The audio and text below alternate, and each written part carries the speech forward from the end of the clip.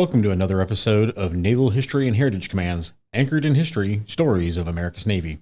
I'm your host, Cliff Davis. Today with me in the studio is a very special guest, the Director of Naval History and Heritage Command, Sam Cox. Welcome, sir, and thanks for joining me today. Thank you. Glad to be here.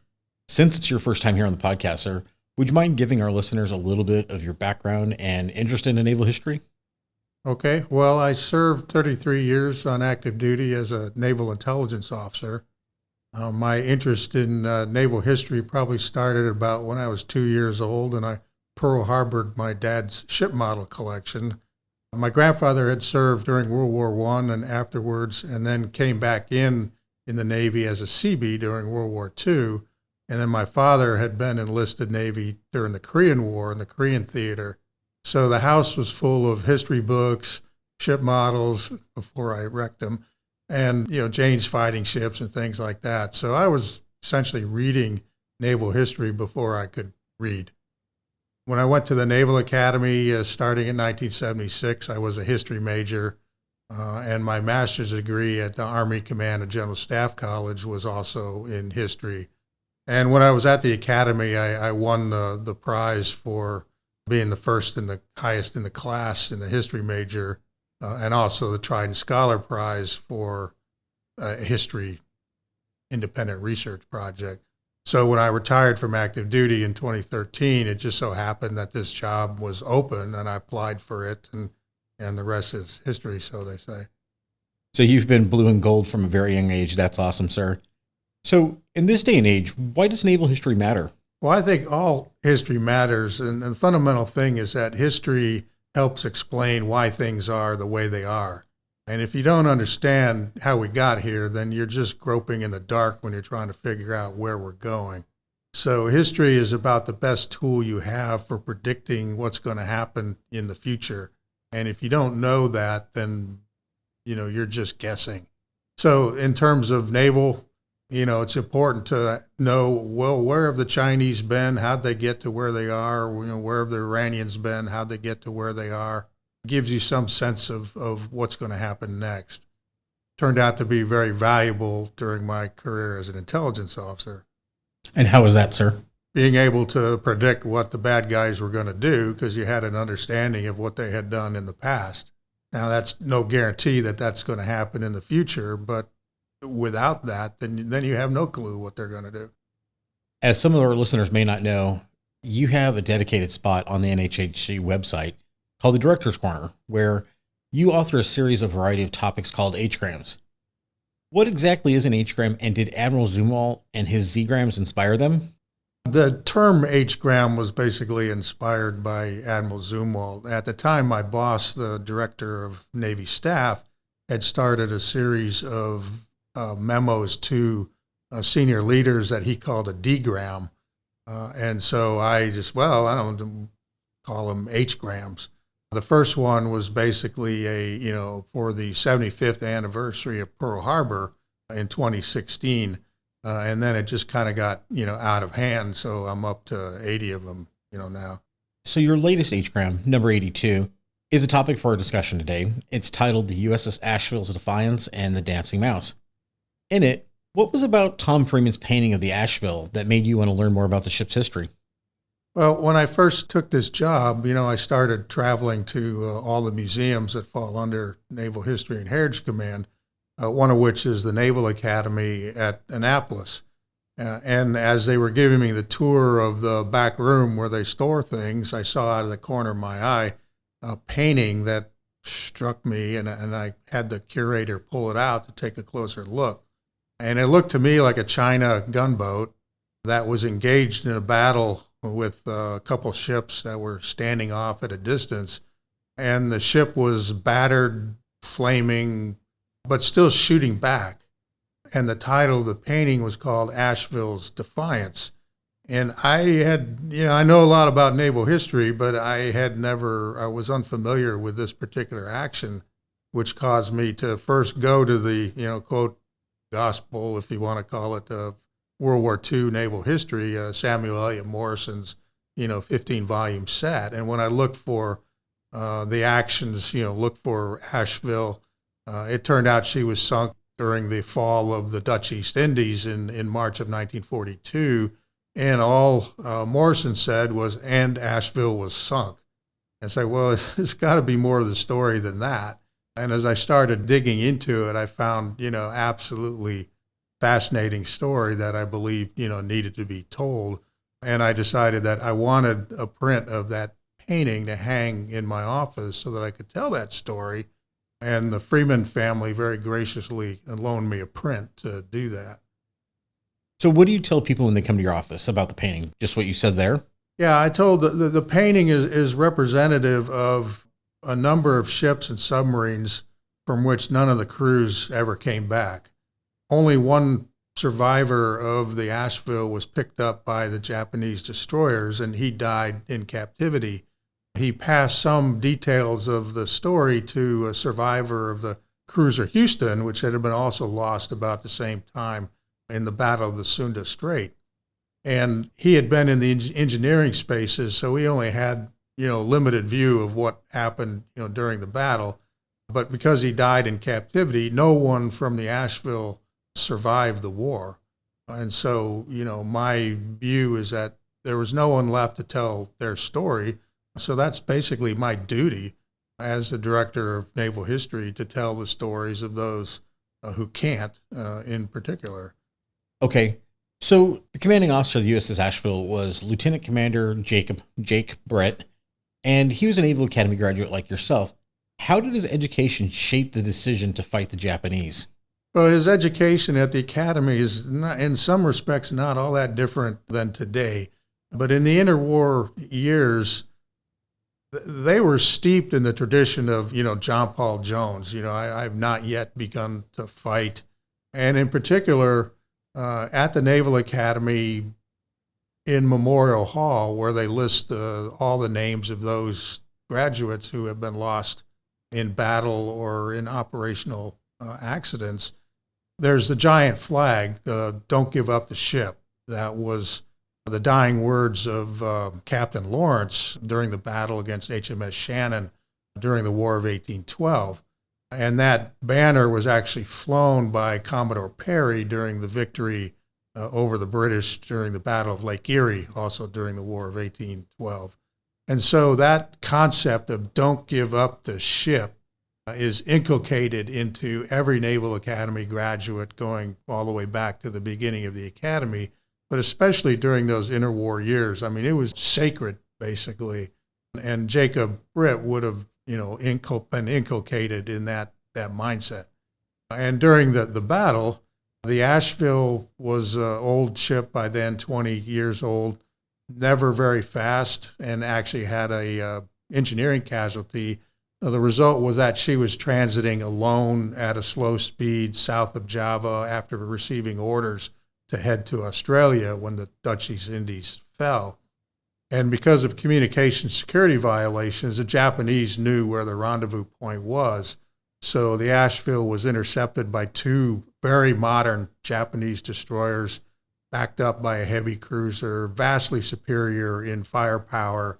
Asheville had no chance at all, had no, running was not an option. Could have surrendered, she could have given up the ship, but Britt refused. They opened fire. Asheville fought. Took the Japanese 300 rounds from these destroyers to get that ship, the Asheville, to stop shooting and to finally sink it. And from the Japanese perspective, the battle was a fiasco that this old thing stood up for so long. But it was, he was not going to give up the ship. And he was true to those words.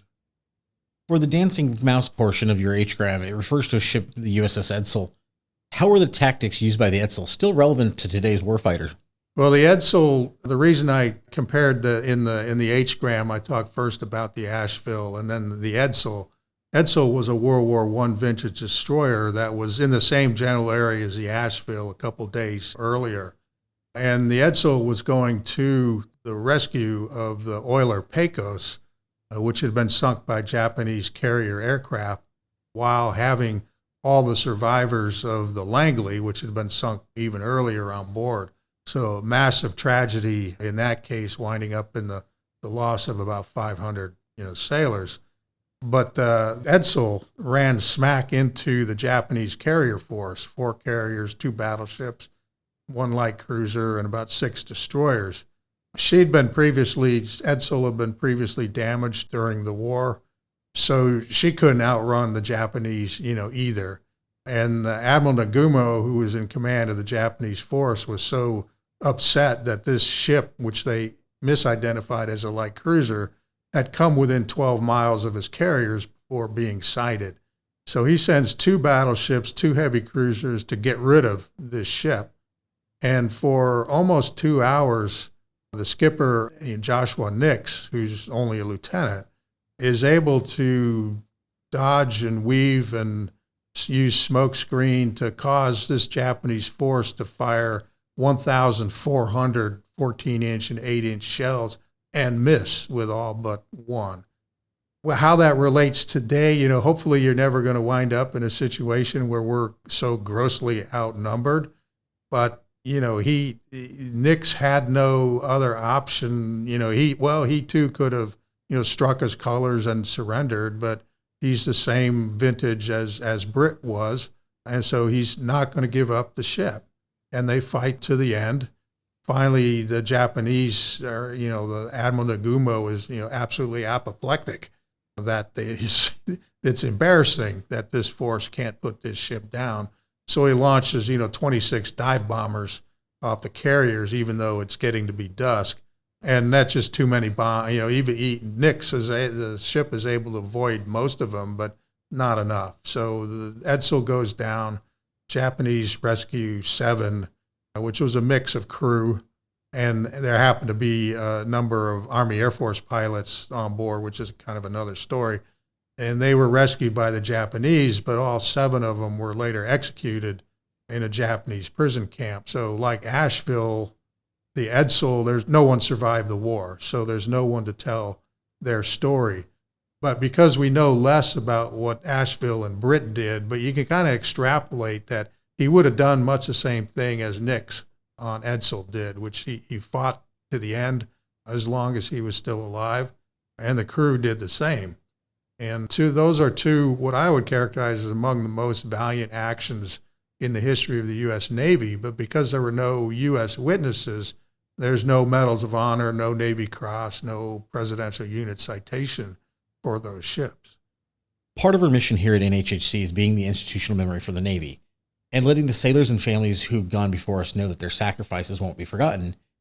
With you just mentioning the Asheville and the Edsall and how there was nobody left to tell their tale that survived the war because of the sinkings and such, how did historians learn of the ship's histories? Well, basically, in the case of both the Edsall and the Asheville, what little we know is actually from Japanese sources, after the war. And it took many years before, began to find, because there are actually a lot of Japanese documentation, but it's in Japanese. And the language and the technical language is very difficult to translate. So it's only relatively recently that we got really good insight into some of these battles from the Japanese perspective. And in this case, this is how we know what happened in both those battles. But you talk about, our mission. I divide our mission into 2 parts. There's a moral component and a practical component. And the moral component is that, at every memorial service for sailors lost at sea or lost in battle, the Navy promises them and their families that we will not forget their sacrifice. And so if we expect sailors to fight and die for our country, the least we can do is remember them. So I put that at the top of our, why we do what we do, and it's to ensure the Navy keeps that promise. Practical aspects are, the lessons learned, the use of valor in the past to inspire sailors today and the future, and the other is to continue to get the support of the American people for having the Navy that we need today in the future. Okay, as you were just saying, sir, one of the ways we're learning the ship's histories is from Japan and their ship's logs. The Japanese destroyer, the Arashi, was one of the ships that sunk the Asheville. How did that sinking of the Asheville later serve as a payback and change the course of the war in the Pacific? Yeah, I mean, this is a very interesting story. I mean, 3 months later was the Battle of Midway, which is one of the most decisive battles in the history of naval warfare, and is also generally credited with turning the tide of the war in the Pacific during World War II. During that battle, we had an intelligence advantage that we knew a lot about the Japanese operations, where they're going to be and when, and it gave us the advantage of surprise. But even with that, there was a point early in the battle where it was shaping up to be a potential disaster for the United States. It could have been just as decisive a battle on the opposite side. The entire air group from the Hornet had missed the Japanese except for the torpedo squadron, which all got shot down. The air group from Enterprise was missing the Japanese to the south and had overshot them as well. And only one dive bomber squadron from the Yorktown was headed in the right direction. The Enterprise and Yorktown torpedo squadrons got there before the dive bombers, and almost all of them were shot down. So the Enterprise group, led by Lieutenant Commander Wade McCluskey, is at a critical decision point where he's already past the point of no return on fuel. His options are to land on Midway Island or hope that his own carriers have closed the distance so that they can make it back to the carriers. And at that critical point, he sights a lone ship, obviously Japanese based on the area, transiting at high speed. And he makes the decision to turn and go in the direction where that ship is headed, figuring that in that circumstance, the ship's either trying to catch up to the main force or has been left behind or something. And that results in his two dive bomber squadrons and the one from the Yorktown winding up over the Japanese carriers at the same time, while all the Japanese fighters have been busy shooting down the torpedo bombers. And the result is that 3 of the 4 Japanese carriers are left, flaming wrecks that have to be scuttled later on. And the reason that ship is the Arashi, one of the 2 that sank along with Milwaukee, the Asheville. And the reason she was there by herself is that earlier in the battle, planes from Midway Island, including a Navy torpedo bomber detachment, had attempted to attack the Japanese carriers, and almost all of them had been shot down.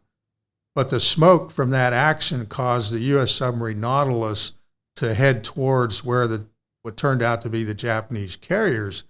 And the Nautilus was strafed, bombed, death charged, had a hot running torpedo in its own tube, but kept coming after the Japanese. And finally, Admiral Nagumo is fed up and tells the Arashi is ordered to stay behind, keep this submarine pinned down. And that's why the Arashi was by herself, and then after it looked like she thought she either sank the Nautilus or that it would be no longer a threat, Arashi was trying to catch up to the Japanese carrier force. So had the Nautilus been sunk or badly damaged earlier in the battle, Arashi wouldn't have been left behind. McCluskey wouldn't have known which direction to go. The whole course of the battle could have been completely different were it not for the Nautilus and the Arashi staying behind. So luck of the draw then. That's war. I mean, you could make the case that the Battle of Midway would have been a disaster for the United States. Kind of comes across as, well, we had the advantage of surprise and it was preordained. No, it wasn't. Even with the intelligence advantage, the battle is still won by the blood and courage of those who actually have to fight it. And in this case, it was mostly, U.S. naval aviators, some Marine aviators, a handful of Army Air Force aviators that all sacrificed their lives in order to achieve that decisive victory. But, war, there's luck involved. Or you make the case that the side that wins is a side that makes the least number of mistakes. Because the Japanese made a number of mistakes, even after those 3 carriers. The Hiryu herself could have sunk 2 or even 3, all 3 of our carriers, had some breaks gone her way, but, it didn't. So, sir, when our listeners go in and read your HCRAM number 82 about the Asheville and the Dancing Mouse, What do you hope they'll take away from it? Yeah, just so people know that the dancing mouse was the Japanese term for how they viewed the actions of the Edsall. At that time, apparently, it was very popular.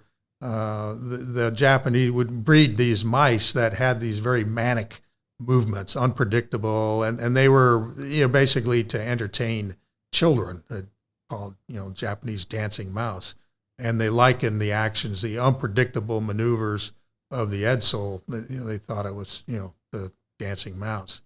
What I want people to take away from both of those is that, going back to the Battle of Midway, kind of the fatal flaw in the Japanese plan is actually written right into their operations order, which is the enemy lacks the will to fight, i.e. the Americans. And the battle plan is based on trying to draw us out to fight without ever thinking that we were already there, waiting for them. So, had the Japanese looked at the folks who wrote the op order, reviewed how the Edsall acted, how Asheville, but also several other ships, the Houston, Pecos, Pillsbury, all of which fought to the end against overwhelming odds. And the real story should have been that, no, it's not that the enemy, the U.S., lacks the will to fight. We most certainly did have the will to fight, even against the greatest of odds. I mean, all those torpedo bombers that got shot down, none of them turned away. They all kept coming. And so that's, if you think the United States Navy lacks the will to fight, well, here's an example where we do. And this should serve as an inspiration to sailors today that no matter how hard things are, look to what these guys did, back against, insurmountable odds, where they refused to quit, refused to surrender. And, they bought time with their lives and ultimately contributed to the turning of the tide during the war. By any chance, have you chosen the next topic for your H-gram, sir?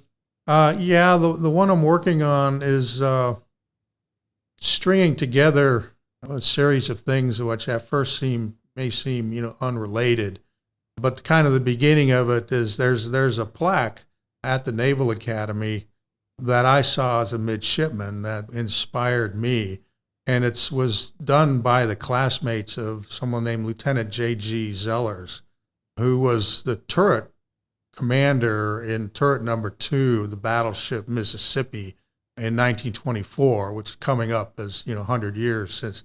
And there was an accident in the turret that killed everyone in the turret, very similar to the Iowa disaster in 1989. And when the crew went in, they found Lieutenant J.G. Zellers. His hand was grasping the handle that flooded the magazine and shut down made sure that this fire and flame didn't go further down. So basically, he saved that ship from being blown to bits at the sacrifice of his life. And that's what the plaque commemorates, that, flaming death was not as swift as his desire to save his shipmates. And so then I take that piece and then I go to the ship that was named after him, the USS Zellers, which was built rather late in the war, was at the Battle of Okinawa under the command of Commander Leon Kintberger, also a Naval Academy graduate. And he had been in command for about a month. The ship was attacked by multiple kamikazes, shot 2 of them down before the third one was able to make it through and hit the ship. And then the story is about how the crew, saved that ship. The next piece of it is that, if anyone knows a lot about naval history, will go, Kintberger, where have I heard that name before? Well, he was the commanding officer of the destroyer Hull during the Battle off Samar during Leyte Gulf.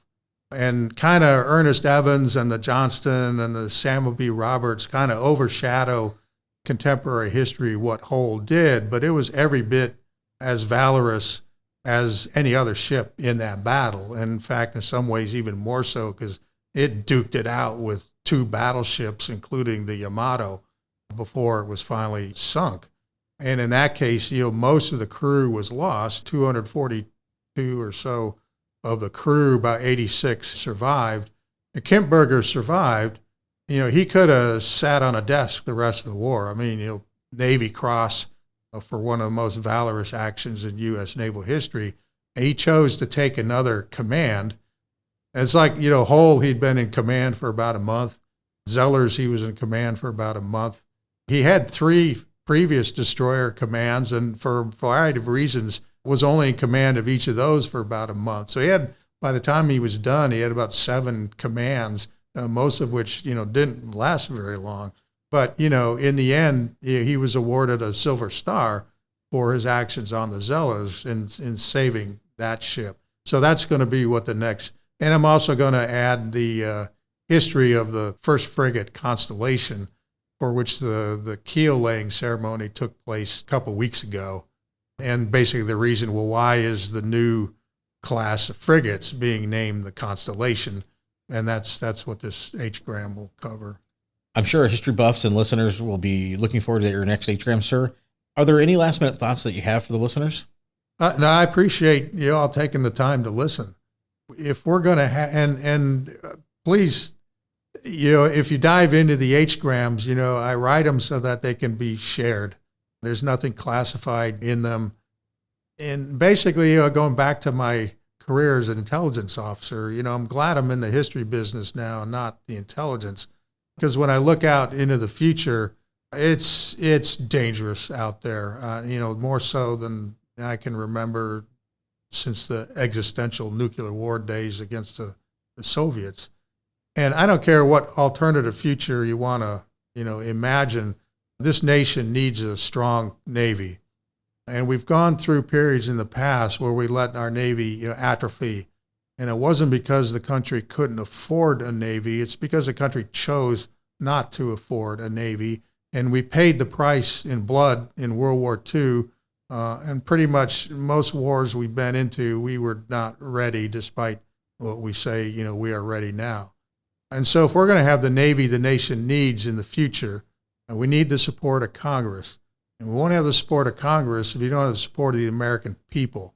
And so anything that you or we or anyone can do to demonstrate to the American people what their Navy has done for them in the past and why it matters, that we are a maritime nation and that our way of life depends on the free flow of commerce by sea, and history shows that cannot be taken for granted. Anyone that we can convince that this is why we need a strong Navy, so they write their congressman or whatever, is contributing to the defense of the United States in the future. So, hopefully you will incorporate what you read, be inspired by it, and take the opportunity to share it and inspire, other people. Well, sir, I thank you for being on the podcast today and answering all the questions that you did. And to quickly recap about the podcast, more information about Director Cox or the H-grams can be found at history.navy.mil in the Director's Corner.